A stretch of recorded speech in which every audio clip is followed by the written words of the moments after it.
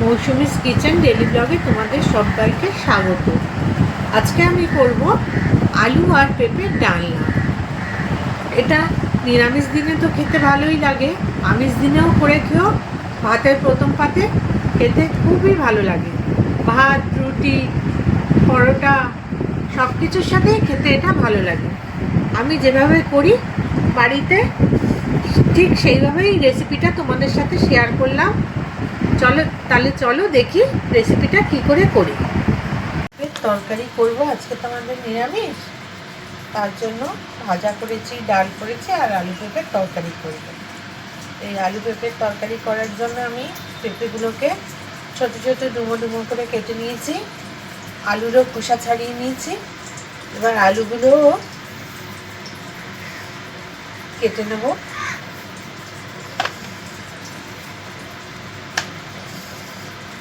Tomato নিয়ে নিয়েছি একটা, টমেটোটাও কেটে নেব।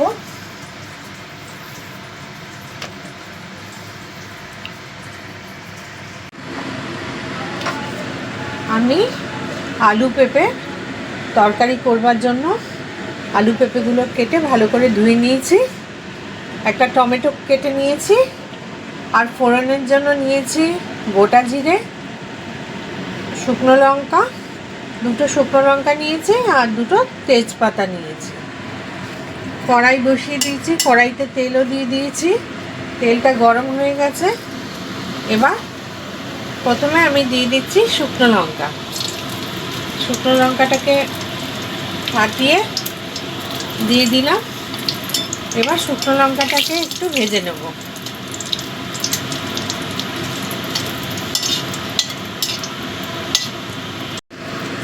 লঙ্কাটা আমার ভাজা হয়ে গেছে। এবার দিয়ে দিচ্ছি তেজপাতা দুটো, দুভাগ করে দিয়ে দিলাম। এবার দিয়ে দিচ্ছি গোটা জিরে,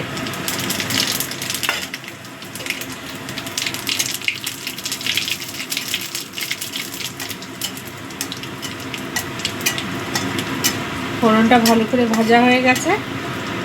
এবার দিয়ে দিচ্ছি আলু আর পেঁপেটা।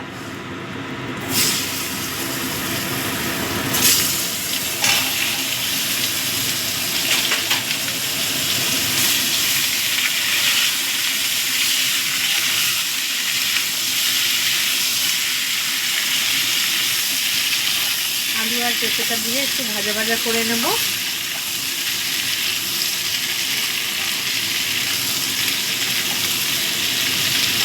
আঁচটাকে লো টু মিডিয়ামে রাখবো।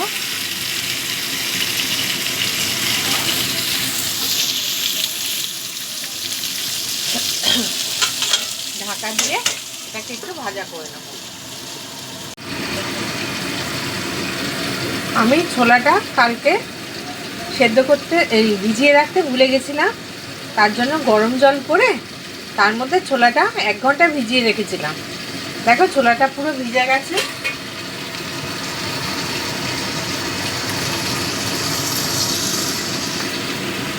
ছোলাটা দেখো ভালো মতো ভিজে গেছে, নরম হয়ে গেছে। এটা একটা সাইডে রেখে দিচ্ছি। আবারও ঢাকা খুলে আলু আর পেঁপেটা একটু নাড়িয়ে দিচ্ছি।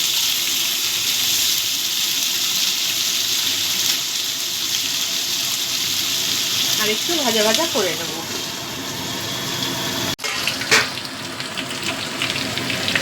আলু পেঁপেটা আমার ভাজা ভাজা হয়ে গেছে।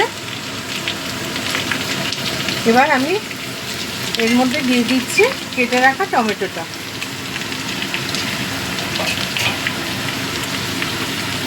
টমেটোটা মিশিয়ে দেব।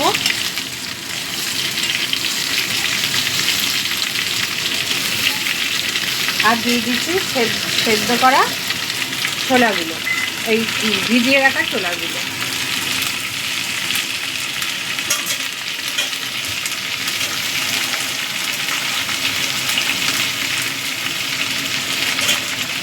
গরম জল বসিয়ে দিচ্ছি, যেহেতু গরম জলে আমি রান্না করি।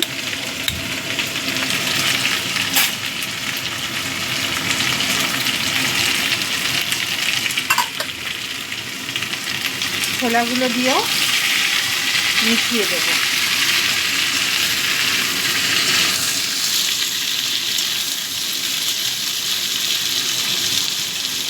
এবার দিয়ে দিচ্ছি পরিমাণ মতো লবণ।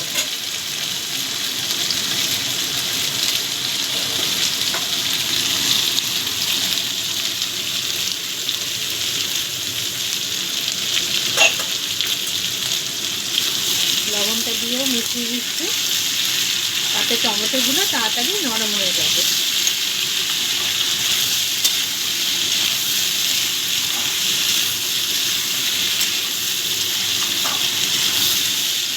এবার একটু আবার ঢেকে দেবো, ফ্লেমটাকে লো করে দিচ্ছি। ঢাকাটা সরিয়ে দিয়েছি, টমেটোগুলো নরম হয়ে গেছে।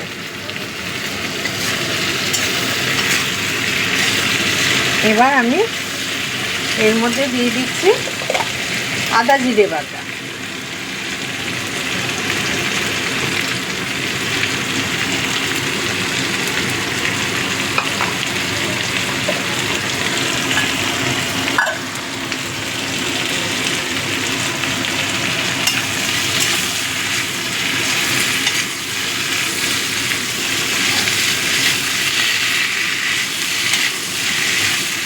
আদা জিরে বাটাটা দিয়ে একটু কষিয়ে নেব, যাতে আদা আর জিরের কাঁচা গন্ধটা চলে যায়।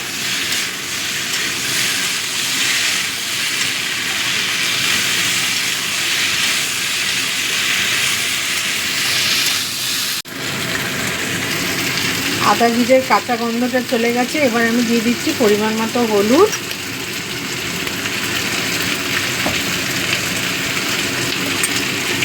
আর লাল লঙ্কা। এই তরকারিটা একটু মিষ্টি মিষ্টি হলে ভালো লাগে।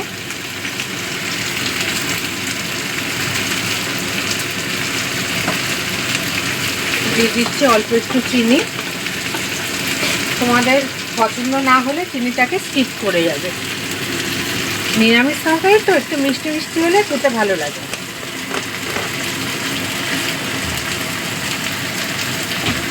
এইবার দিয়ে দিচ্ছি গরম জল, অল্প করে দিলাম,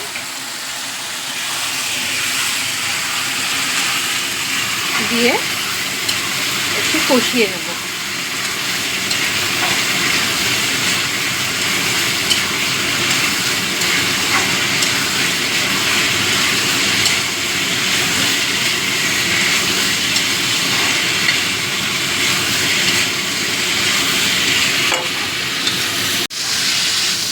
আমার তরকারিটা কষানো হয়ে গেছে, তেল বেরিয়ে গেছে। এবার আমি দিয়ে দিচ্ছি পরিমাণ মতো গরম জল।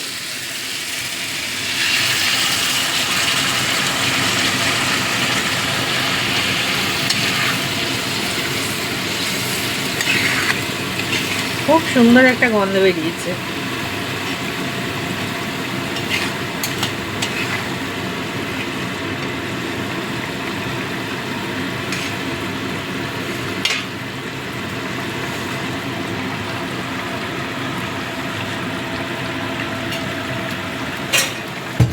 এইভাবে পেঁপে খেলে পেঁপেটাও খাওয়া হয়, একটা সবজিও হয়ে যায়।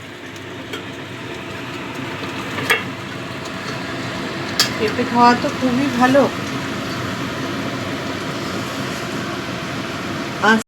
আলু আর পেঁপেগুলো ভালো মতো সেদ্ধ হয়ে গেছে।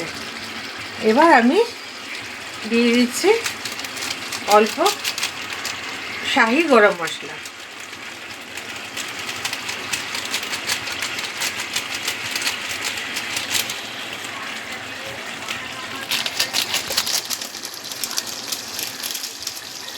আর দিয়ে দেব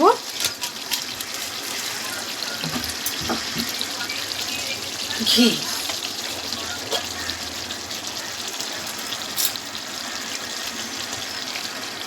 দিয়ে দিচ্ছি 1 চামচ মতো ঘি।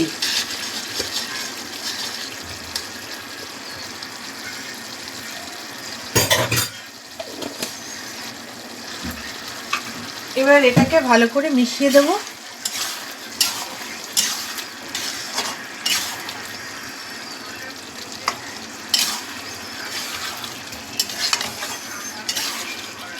তৈরি হয়ে গেল আমার আলু পেঁপে ডালনা।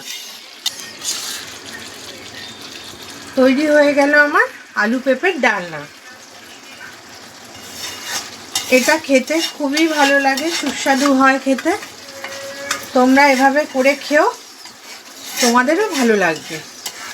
নিরামিষ দিনে তো আমি প্রায়ই করি এরকম তরকারি। তোমাদের যদি এই তরকারিটা, এই ডালনা ভালো লেগে থাকে তবে বাড়িতে করে খেও, আর আমাকে কমেন্টে অবশ্যই জানিও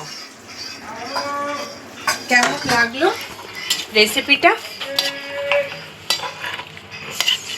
লাইক করো, কমেন্ট করো, আর আমাকে এগিয়ে নিয়ে যাওয়ার জন্য সাবস্ক্রাইব কিন্তু অবশ্যই করো বন্ধুরা।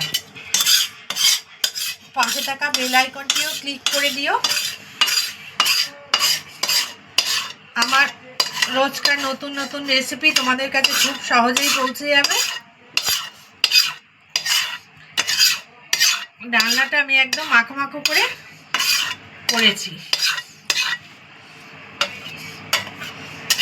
আজ তাহলে এখানেই আসছি বন্ধুরা, আবারও দেখা হবে নতুন কোনো রেসিপির সাথে। Thanks for watching.